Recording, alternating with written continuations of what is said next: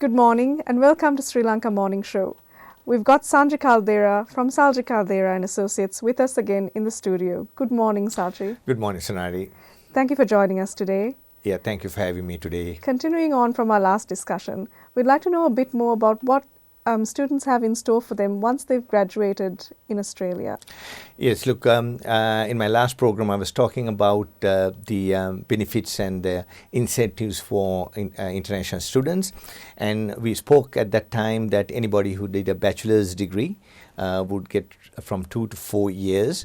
And from people who have done masters, students who have done masters would get from 3 to 5 years. And for students who have done a PhD, would get from 4 to 6 years.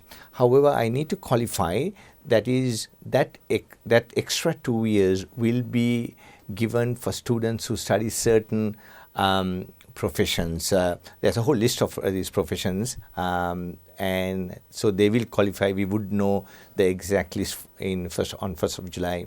And when you say it's 2 to 3 years, am I right, for a bachelor's? Yes, so a person currently who would have done a bachelor's degree will get 2 years. Okay. And under the new rules, it will be 4 years, two more years. Okay, and that's 2 years, and that will the visa change from a student visa to a work visa once they've applied and secured employment? That's right. The qualifying requirement for a student to get a work visa, what we call the temporary graduate temporary visa, we call it the famous 485 visa in the numbers. You need to have completed 2 years of study in Australia and completed your course. Right. And this is only for bachelor's, master's and postgraduate study, meaning a PhD? Yes, for people who have finished trade 2, they will still get the 2 years of work, what you call a work visa. Okay. Is there anything else that Australian students might face in terms of if there are concerns that they may have about their PR? What advice do you have for them? Okay, so what my advice is, as soon as you complete your studies and you do apply for this graduate temporary visa, this graduate temporary visa is given, as its name stands, graduate.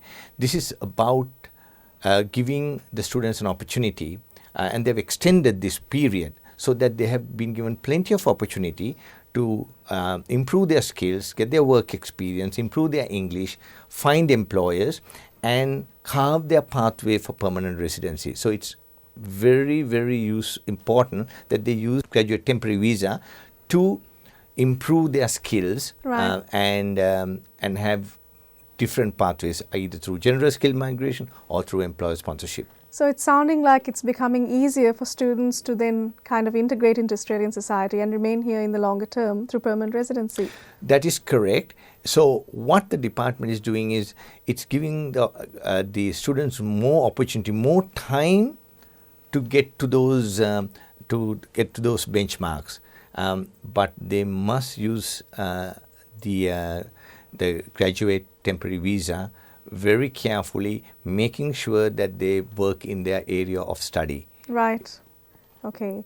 What happens if a student finishes their course of study and then finds it difficult to find employment in that field, but finds employment in a different field? Yes, there are occasions that some students, even 2 years or 3 years or 4 years, specifically if they've been studying a rare sort of program, that they may find difficulty in finding employment, getting work experience, getting PR pathways. So to that extent, the department has come up with another solution of what we call a subclass 408 visa, and that is something we call it the pandemic event, when the students have no other options, they have exhausted their graduate temporary visa, then they can apply for the 408 visa, which gives them a little bit of more time, and that can be up to 2 years. To help them find more lasting employment. That's right.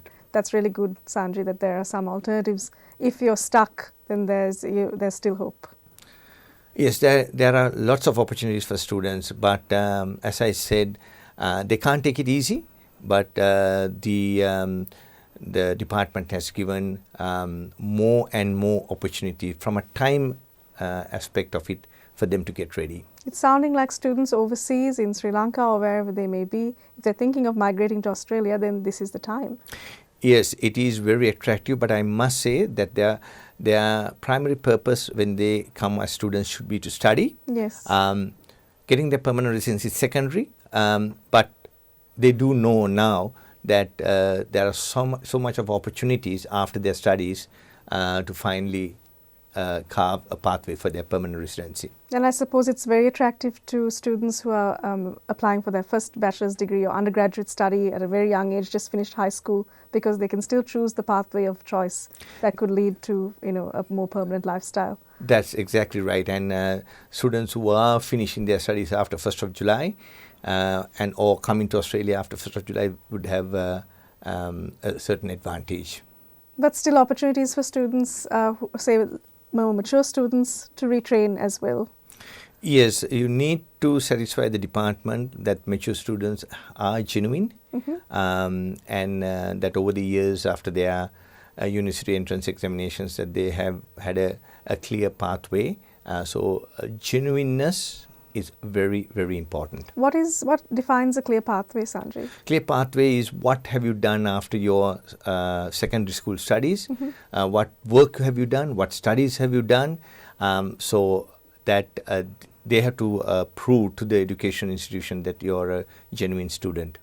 So say, for example, I'm just speaking in hypotheticals here, a student has an MBA and this is a mature student and they want to come here as a chef or some area that's more skilled. Is that a possibility if they've been working in an MBA related field, say as a general manager or something like that? You have taken an extreme situation, very unlikely that they will get a visa. If somebody has done an MBA and wants to do a PhD, then it might be. So it has to be further development in their studies. I understand that you can have a change in your occupations, but certainly they have to satisfy the department. I see. Thank you very much for all that vital information to students, I'm sure, Sanjay. I'm sure our viewers really appreciate it all. You're welcome, Randeep. Looking forward to having you with us in the studio again. Yeah, thank you very much. Thank you.